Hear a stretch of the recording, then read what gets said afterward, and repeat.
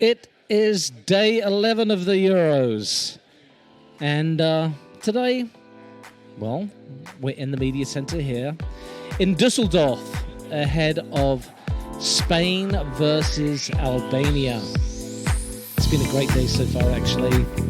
The beauty of Dusseldorf is that it's only 30 minutes on the high-speed train from Cologne. So, got out of bed, did the usual, went to the supermarket, got all the delicious breads. Honestly, I'm becoming a right fat bastard. They are so good. And I got some cakes and cookies today as well. Anyway, took the train, got to Dusseldorf and rented myself a bicycle and had a delightful bike ride from the Dusseldorf train station to the stadium alongside the river. It was really quite beautiful. It's an absolutely boiling day here. Kaiser weather has finally arrived. Perfect temperatures. And found myself a little restaurant and had a nice cold one overlooking the river before coming to the stadium.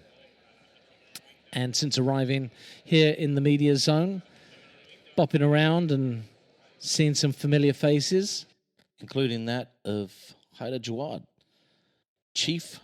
former chief writer of the Birmingham Post and one of the most widely respected journalists around.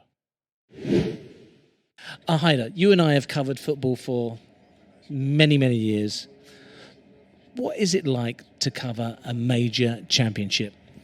Covering a major championship has probably less to do with football than it has to do with appreciating different cultures, travelling to different places, and meeting people. I mean, we met at a football tournament, the World Cup 2002. And, for me, it's more than the football, and I think that's what distinguishes it from a lot of other big sporting events that I've been to. I've covered Wimbledon, I've covered the Olympic Games, and they're all great in their own way. But I think football, for me, brings you in touch with so many different people and cultures, and makes you travel to places, see cities you would never have seen under normal circumstances. And in many respects, a football tournament is a microcosm of life, I would say, a certain type of life, probably a middle-class life. That's probably how I could sum it up. It's great when you experience it, and it's 5 weeks of pure joy in many respects, and that's why we keep doing it. We keep doing it even when sometimes you don't make that much money doing it. We do it because we love it, because there's something about it. It just encapsulates so much of what we like about life. Talk to me about the passion that we experience at the stadiums. There's so many different other nationalities in the stadium that create this seething, boiling atmosphere. It's so unique. Why, though, does it really only happen at football? Well, I think the thing about football is so tribal. I mean, like you, we've been to so many Premier League matches. I am a Liverpool fan, so I go to every Liverpool home match. And you only see two types of fan there, a Liverpool fan and a fan of the opposition.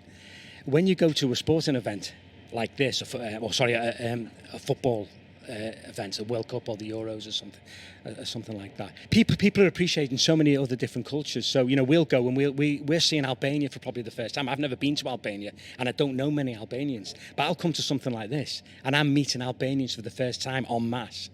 And in the space of 90 minutes at a match, maybe 2 hours travelling there and two hours travelling back. You're having a laugh with Albanians. You're learning about Albanian culture very, very quickly.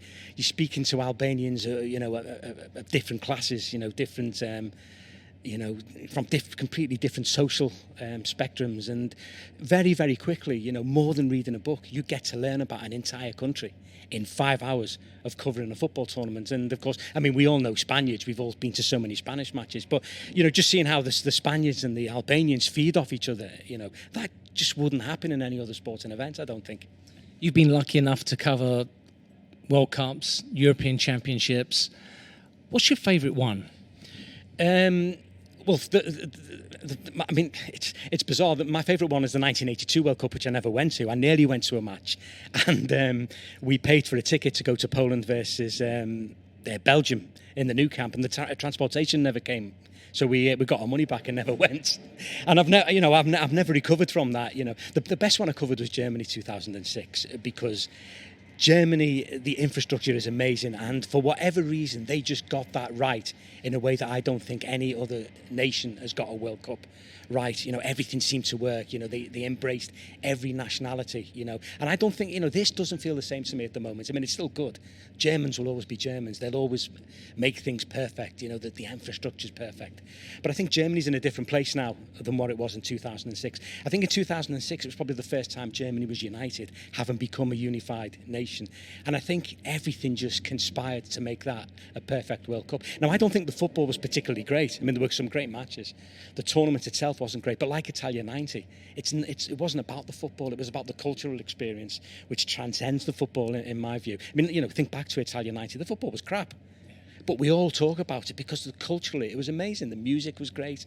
It was probably the first time that fans, from all over the world travelled to a tournament, and there was just something about it culturally, and it transcends the football, I think. And that's what World Cup 2006 did. It's really interesting that you say that the football really isn't the driver for you. It's more the cultural diversity. And when you think about the diversity of people and you have all these nations coming together, do you think football has the ability to ease conflict or to put conflict to one side?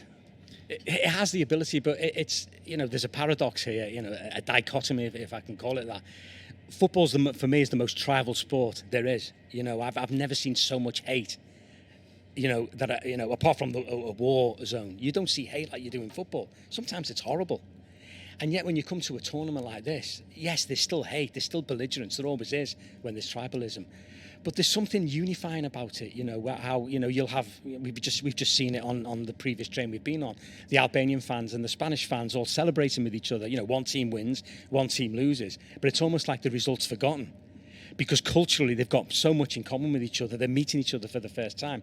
Spaniards would never have met Albanians 20 years ago. Now they're meeting, they're enjoying each other's company, they're feeding off each other, and that unifies people, in a way which, I'm not sure. I mean, I've been to a Rugby World Cup. I don't remember anything like this. I don't remember any unifying experience like this. And I think it's a recent thing. I think it's within the past 25, 30 years that this has happened. I think it's, people started to travel to these things in a way that they never used to. Well, do you think it's because there's now more teams involved? Do you subscribe to the fact that you want more teams coming? So, for instance, the next World Cup, there's going to be 48 teams, which basically is, one in every 4 countries qualifies for the World Cup. Does it dilute the competition? We're seeing here in the Euros, 24 teams. Does it dilute the competition, or does it make it more special for you that lesser, and I hate using the word lesser countries, but lesser countries in terms of football inability have a chance to come to a major tournament? Well, it's both a good thing and a bad thing for me. It dilutes it in so much as, you can, basically how many European nations are there, competing? 54. Half of them nearly will qualify for the European Championship. So the qualifiers almost become meaningless because you can almost predict probably 22 of the 24 teams who are going to qualify anyway. So, and to have 24 European teams, in a tournament just seems a bit too much to me. But on the other hand, this tournament's been absolutely superb, I think. It's certainly rivaling Euro 2000 for me, as the best European Championships. We can talk about Euro 76, but of course there were only 4 teams then. So it can have both effects. On one hand you think, dear me, there's too many matches to too many teams, but the football's been brilliant, and the culture's been brilliant, and the travelling's been brilliant, and so how can you criticise something that works so well, even if in principle it's probably not very good? And I'll sum up like this: the principle's bad, but in practice it's brilliant. Like I said, we've been lucky enough to see many, many championships. Do you have a favourite team from a favourite event? Is there a team that touched your heart in different ways? I mean, Brazil 1982 did, because they were so flawed. People rave about Brazil 82 as this great team, the greatest team that never won the World Cup. Except defensively they were awful, and they never had a decent striker. You know, when people say Brazil 1982 were the beautiful team, what they're really saying is they had the beautiful midfield. They didn't win the World Cup because all they had was a midfield. But of course, I never saw them in the flesh. I only ever saw them on television. I never fall in love with teams, you know, and I don't really support any international teams, even though I'm an Englishman. You know, I'm a Scouser, and Scousers support, you know, tend to support their own team, whether it be Liverpool or Everton. You know, in my experience, I never fall in love with teams. I fall in love with matches, I think, and you know.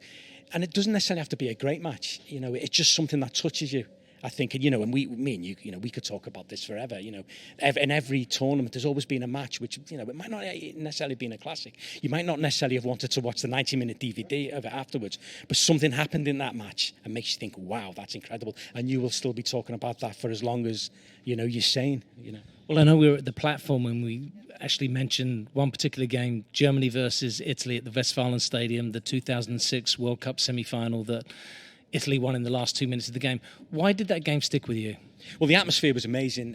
I mean, we've spoken about this ourselves. We've been to Dortmund many, many times. I don't think there's a stadium which lends itself to great atmospheres like that. And I don't even know why it is.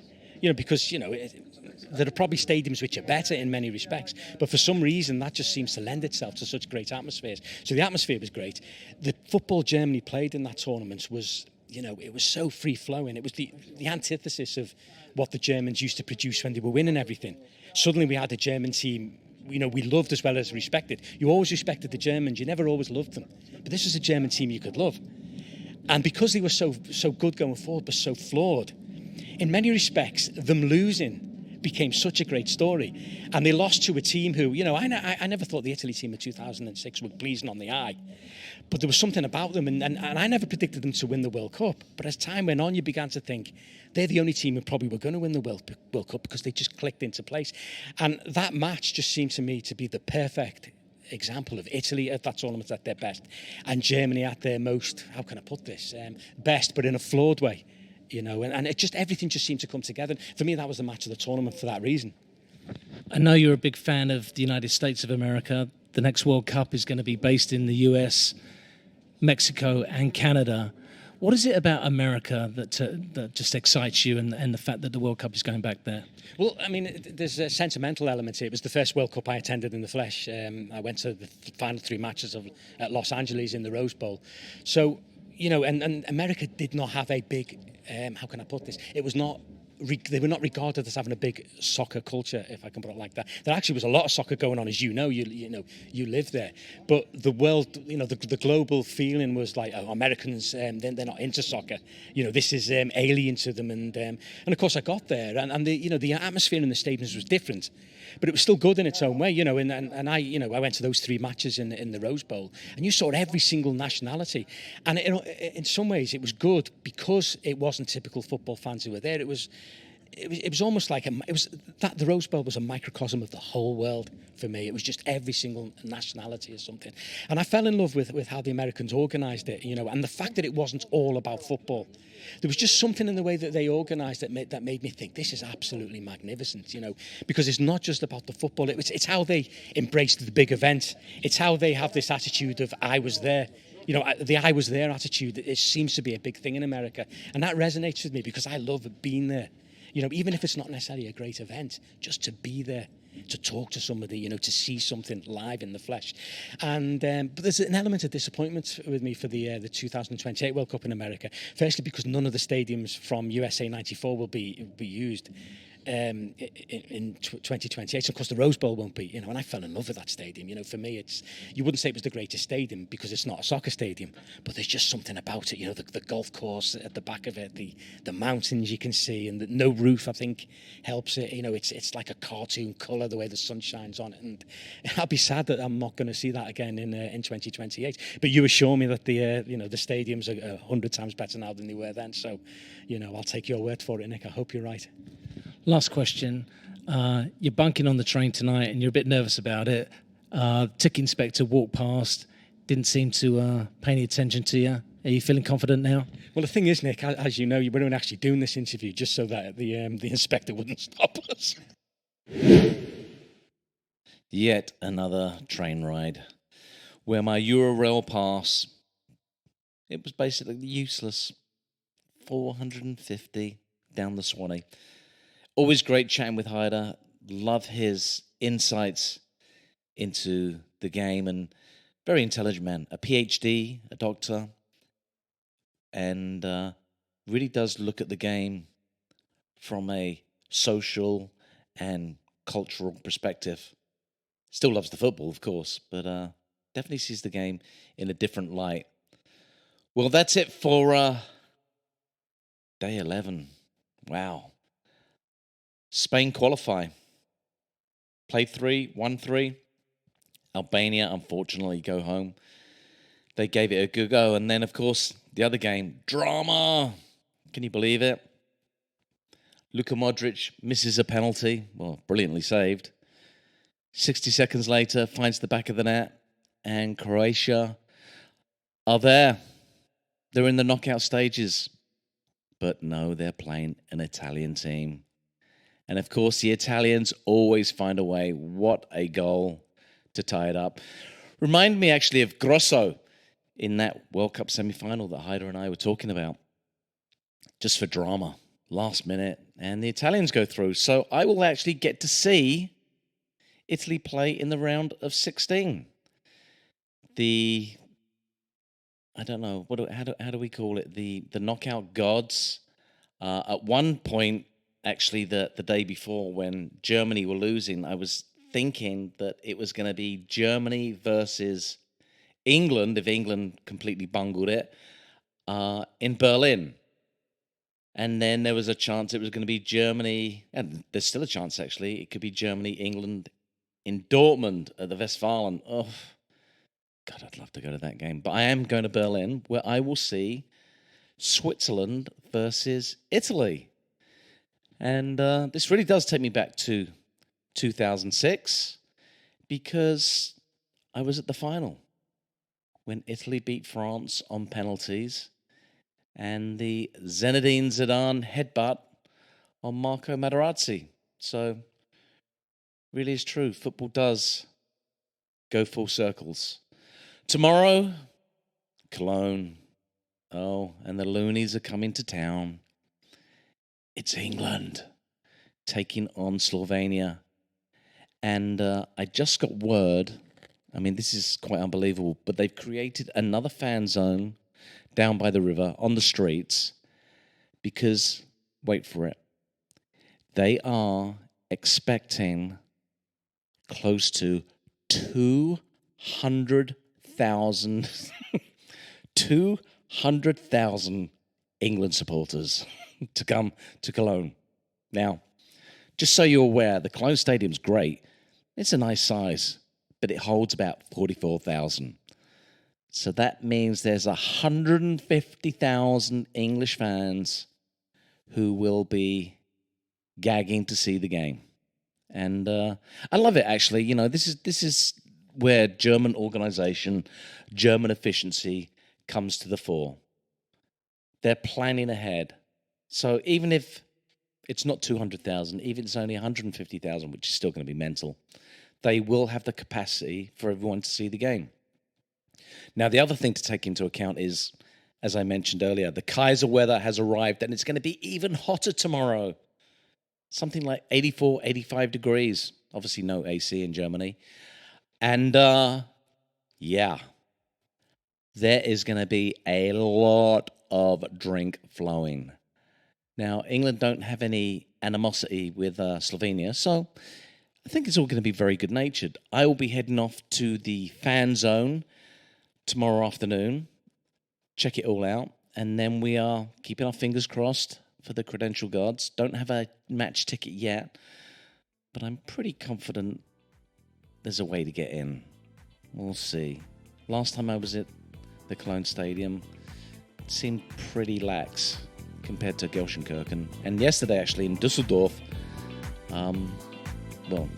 earlier today, should I say, didn't even check bags.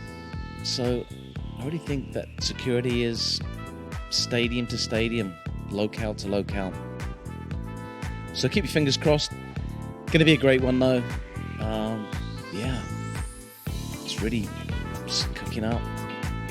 I love the last round of the group stages, the drama. Oh, the drama. Croatia are in. And then they are out.